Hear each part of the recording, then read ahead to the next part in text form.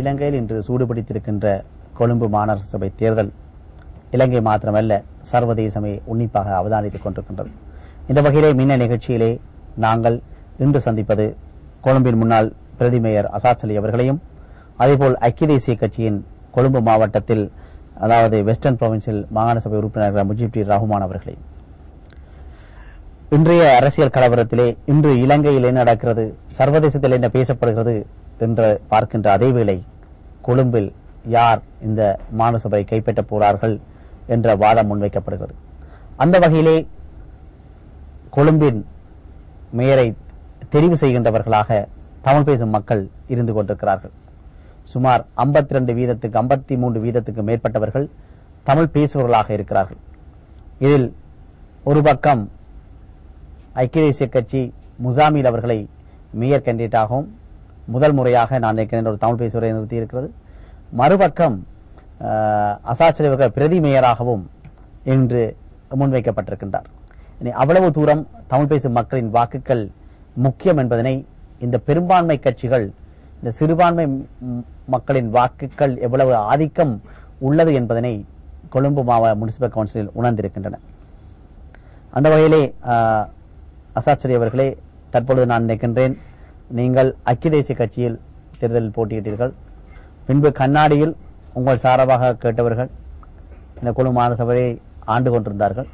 அதன் பின்பு ஆளும் கட்சி தற்பொழுது நீங்கள் பிரதி மேயராக கேட்பதாக அறிவித்திருக்கிறீர்கள். ஆனால் இந்த சபையை கைப்பற்றுவதற்கு சிறுபான்மை மக்களின் வாக்குகள் முக்கியம். ஆனால் கடந்த கால வரலாற்றை பார்க்கின்ற பொழுது பாராளுமன்ற உறுப்பினர்களாக இருக்கலாம், மாகாண சபை உறுப்பினர்களாக இருக்கலாம், சிறுபான்மை மக்கள் இந்த ஆளும் கட்சிக்கு வாக்களிப்பது மிகவும் ஒரு கல்லில் நாரிப்பது போல் இருந்தது. இதை நீங்கள் எப்படி எதிர்நீச்சல் போட போகிறீர்கள்? ரங்கா, அது ஒரு காலத்துக்கு போது அந்த மாதிரி ஒரு பிரச்சனை இருந்துச்சு. ஆனால் இன்று அது பெரிய ஒரு மாற்றம் அடைஞ்சிருக்கு. உதாரணத்துக்கு சொல்ல போனால் சம்பந்தரை மக்கள் ஜனாதிபதி அவர்களை 18,000 வாக்குகளை தோக்கடித்தாங்க. அதே மக்கள் இன்று அந்த மாகாண சபையை நௌஷாத் அவர்கள் சேர்மன்ஷிப்பில் அது 18,000 வெத்தப்பட்டுச்சு. அதே மாதிரி நீங்கள் பெரிக்குள்ள எடுத்தாலும் அலிஜார் மௌலானாவை போட்டு வெத்தினாங்க. முஸ்லீம்கள் வாழ்கிற பேர்வலையை இந்த தடவை வெத்தினாங்க. அதே மாதிரி அக்குரனை ஃபைசல் முஸ்தபாவோட எலெக்ஷன் அவர் ஊருக்கே போகாமல் இருந்தார். அப்படி இருந்தும் கூட அக்குரனையை கூட எங்களுக்கு வெண்டெடுக்க கிடைச்சிச்சு. இது சரித்திரத்தில் முதல் தடவை அக்குரனை வெத்தினேன். இது என்ன காரணம் சொன்னால், மக்கள் பேத்து வாக்களித்து ஒரு தோக்கிற கட்சிக்கு வாக்களித்தால் அந்த மக்களுக்கு நடக்கிற டேமேஜ் தான் கூட. இப்ப இன்றைக்கு உதாரணத்துக்கு எடுத்துக்கொண்டால் ஜனாதிபதி அவர்களை மாற்றலாமா, பாராளுமன்றத்தை மாற்றலாமா, பலாட் சபாவை மாற்றலாமா? இது மூணும் அரசாங்கத்தில் இருக்கிற நேரத்தில் ஒரு சின்ன ஒரு யூசி உண்டு, இல்லாட்டி ஏர்பன் கவுன்சில் உண்டு, இல்லாட்டி ஒரு முனிசிபல் கவுன்சில ஒரு எதிர்கட்சியை கொடுக்கறதுல அர்த்தம் என்ன? எதிர்கட்சியும் ஒரு ஆணமான ஒரு எதிர்கட்சியா இருந்தா பரவாயில்ல. எந்த ஒரு அரசியல்லையும் எந்த ஒரு அரசாங்கத்துக்கும் ஒரு நல்ல ஒரு எதிர்கட்சி தேவை. ஒரு வெரி ஹெல்தி ஆப்போசிஷன் ஒன்று இருக்கவே வேணும். ஆனா இன்றைக்கு அப்படி ஒரு ஆப்போசிஷன் இருக்குதா? இன்றைக்கு பாராளுமன்றத்தில் இல்ல 2/3 மெஜாரிட்டி அரசாங்கத்துக்கு இருக்கு. பாராளுமன்றத்தில் ஒரு ஆப்போசிஷன் இல்ல. ஆப்போசிஷனுக்குள்ள எத்தனையோ ஆப்போசிஷன். இப்ப ஐக்கிய தேசிய கட்சியை எடுத்துக்கொண்டு சொன்னால் அதுல கட்சி தலைமைத்துவத்துக்கே பிரச்சனை இருக்கிற நேரம். கட்சி தலைமைத்துவ பிரச்சனை, சஜித் பிரேமதாச தலைவர், கரு ஜெயசூரிய தலைவர், இப்ப இருந்த பாராளுமன்ற உறுப்பினர்கள் ஆக கூட சேவை செஞ்ச அத்தனை பேர் இன்னைக்கு வெளியே ஒர்க்கிங் கமிட்டில கூட இல்ல. அந்த மாதிரி ஒரு கட்சிக்கு போய் வாக்களிப்பாங்க மக்கள். தமிழ் பேசும் மக்கள் அன்று ஹோல்சேலாக சொல்ல போனால் ஹோல்சேலாக வாக்கள் எடுத்து போட்டாங்க ஐக்கிய தேசிய கட்சிக்கு. அது முந்தி ஐக்கிய தேசிய கட்சின்னு சொன்னாலே ஒரு முஸ்லிமுடைய கட்சி, ஒரு தமிழருடைய கட்சி மாதிரி இருந்துச்சு. இதே நேரத்தில் ஸ்ரீலங்கா சுதந்திர கட்சியோட எந்த அலையன்ஸ் வந்தாலும் அதை ஒரு வேற மாதிரி தான் பார்த்தாங்க சிறுபான்மை மக்கள். ஆனா இன்று முஸ்லிம்களுக்கோ தமிழ் பேசும் மக்களுக்கோ விளங்கி போன ஒரு விடயம் என்னன்னு சொல்ல, எந்த காரணத்துக்கும் ஐக்கிய தேசிய கட்சிக்கு வாக்களித்து ஒரு பலன் இல்லை. எனக்கு அங்க உள்ள பிரச்சனையை முடிச்சு கொள்ளணும். அது அங்க இவ்வளவு பிரச்சனையை வச்சுக்கொண்டு எந்த ஒரு இப்ப இன்று நீங்க சொன்னீங்க சிறுபான்மை கேண்டிடேட் போட்டிய ஃபர்ஸ்ட் டைம். உண்மைதான் இது. இது நீங்க ரணசிங்க பிரேமதாசர் காலத்துல இருந்து எடுத்து பார்த்தால் எல்லா தேர்தலையும் வந்து ஒரு மெஜாரிட்டி கேண்டிடேட் தான். ஆனா இந்த தரக்கா கேண்டிடேட்டுக்கு ஒரு பஞ்சம். கேண்டிடேட் இல்ல. இப்ப எங்களுக்கு தெரியும் நளின் விஜயசிங்கே ட்ரை பண்ணாங்க, ஹர்ஷே பேசினாங்க, எல்லாத்தையும் பேசி அவங்க எல்லாரும் ஏழைனாங்க. எல்லாத்துக்கும் விளங்கி நீ நிச்சயமாக இந்த தரக கவுன்சில் வந்து அரசாங்கத்தோட பேத்துரும். எனக்கு என்னுடைய சிறுபான்மை மக்கள் ஒரு தீர்மானம் எடுத்து முடிஞ்சு அரசாங்கத்தோடு தான் போகணும். இதுல மாற்றம் வந்தால் பெரிய ஒரு பிரச்சனை வந்துடும். பிரச்சனைன்னு சொன்னால் இதுல ஒரு மாற்றம் வந்தாலும் கவுன்சில ஒரு நேரத்துக்கு ஒரு அத்தாரிட்டி வரக்கூடும். இதெல்லாம் வந்தா எங்க மக்களுக்கு எந்த வேலையும் செஞ்சு கொள்ளலாம். போகும் மக்களுடைய பிரச்சனை எவ்வளவு இருக்கு, சென்ட்ரல் கவர்மெண்டால சல்லி இருக்கணும், ப்ரொவின்சியல் கவுன்சிலால காசு இருக்கும். இதால பெரிய டெவலப்மெண்ட் ஸ்கீம் வேண்டிய மாஸ்டர் பிளானோடு போட்டிருக்கு கிளம்புக்கு. இந்த மாஸ்டர் பிளான் நிச்சயமாக கொழும்புல ஒரு மாற்றத்தை கொண்டு வரணும். இப்பவே நீங்க என்றும் ஐக்கிய தேசிய கட்சி கவுன்சில் இருந்து இந்த கார்பேஜ் ப்ராப்ளம் தான் ஆக பெரிய ப்ராப்ளமாக இருந்துச்சு. ஆனா இன்று நீங்க பாருங்க, கொழும்புல நீங்க எங்க சார் குப்பையை காணலாமா? ஒரு லேன்லயா ஒரு ரோட்லயா? இன்னைக்கு அவ்வளோ கிளீன் சிட்டி. இன்றைக்கு மால்டீவ் பிரசிடென்ட் வந்து அவ்வளோ அப்ரிஷியேட் பண்ணிட்டு போறா கொலம்போ. இந்தியன் டெலிகேட்ஸ் வந்தாலும் இன்றைக்கு கொலம்போ பத்தி தான் பேசுறாங்க. Why how is this that this city is so clean. அந்த மாதிரி ஒரு நிலைமை கொழும்பு மாநகர சபைக்குள்ள இன்றைக்கு அந்த ஒத்தாரிக்குள்ள அந்த ஒரு ஸ்பெஷல் கமிஷனர் போட்டு டிஃபென்ஸுக்குள்ள கொண்டதுனால டிஃபென்ஸ் செக்ரட்டரிக்கு ஏழுமா போச்சு அந்த கொலம்போ அவ்வளவு கிளீனா வைக்க. இன்றைக்கு ஐக்கிய தேசிய கட்சியா இருக்கிறதும் அரசாங்கத்துடைய கட்சியா இருக்கு. போஸ்டர் அடிச்சு கொள்ளையில நாங்கள் வேற கேண்டிடேட் விட டிஃபென்ஸ் செக்ரட்டரியை போடலாமே. கேண்டிடேட் அவரே எல்லாம் செய்யறான்னு வேற கேண்டிடேட் தேவையில்லை. உண்மைதான். இன்றைக்கு டிஃபென்ஸ் செக்ரட்டரியை போடலாம்னு சொல்றீங்க. இன்றைக்கு ஸ்ரீலங்காவுக்கு ஒரு டிசிப்ளின்றது இல்லதானே ரங்கா? நீங்க எக்ஸிகூட்டிவ் பிரசிடென்சி எடுத்தாலும் என்ன ஒரு அத்தாரிட்டியோட இருந்தா தான் இந்த நாட்டில் வேலை நடக்குது. டிக்டட்டோரியல் இல்லாட்டி அது நாங்க டெமோக்ராட்டிக் கண்ட்ரிக்குள்ள ஒரு டெமோக்ரஸியை தான் எதிர்பார்க்கிறோம். ஆனா சில இடத்துல இப்ப கம்பெனி எடுத்து பார்த்தாலும் கம்பெனில சீஃப் ஒரு சிஇஓ கொஞ்சம் டிக்டட்டோரியலா இருந்தா தான் அதுக்குள்ள ஒரு டிசிப்ளின் பார்க்கலாம். அது எங்கட மக்களுக்குள்ள இருக்கிற ஒரு டெண்டன்சி. அது இன்று எடுத்து பாத்தீங்கன்னா அந்த டிக்டட்டோரியல் வந்து நல்லா ஒர்க் பண்ணிச்சு. இப்ப ஆர்மியா எடுத்து போட்டாலுமோ போலீஸ் எடுத்து போட்டாலுமோ இன்றைக்கு அவங்களோட சூப்பர்விஷன் கீழே கொழும்பு எவ்வளவு வேலை நடக்குது.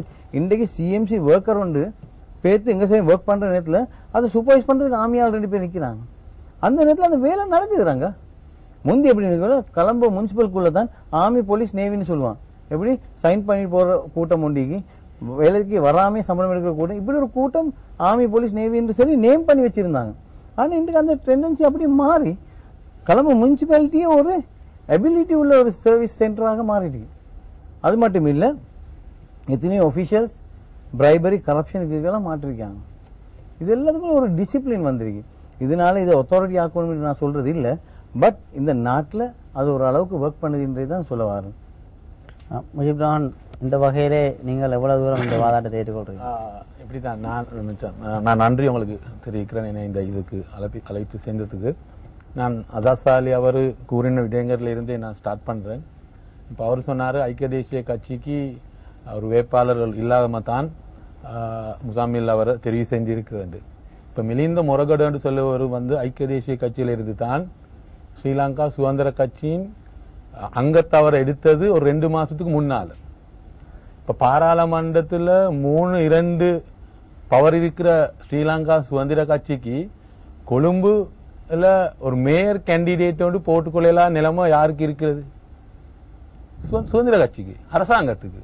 இப்ப மஹிந்த ராஜபக்ச அவர்களுக்கு அவருடைய கட்சியால ஒரு மேயர் கேண்டிடேட் போட்டுக்கொள்ளலாம்.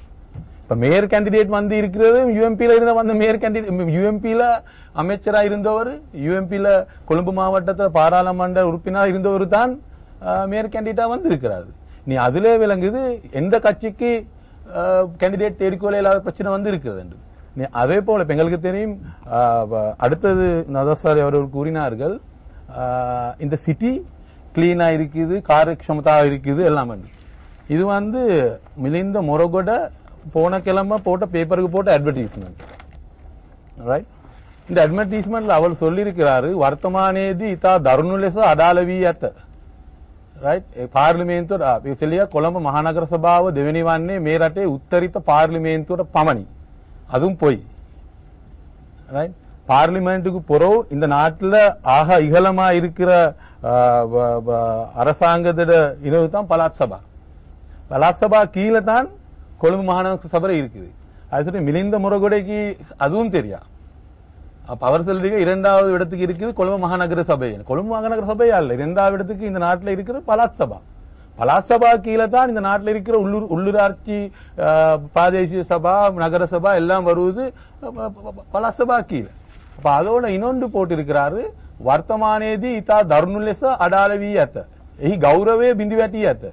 මේ නිසා කොළඹ මහනගර සභාව පරිපාලනය විධිමත් කිරීමටත් පිරිසිදු කාර්යක්ෂම හා විනිදුභාවයෙන් යුත් පරිපාලනයක් ස්ථාපන කිරීමට මම පියවර ගනිමි.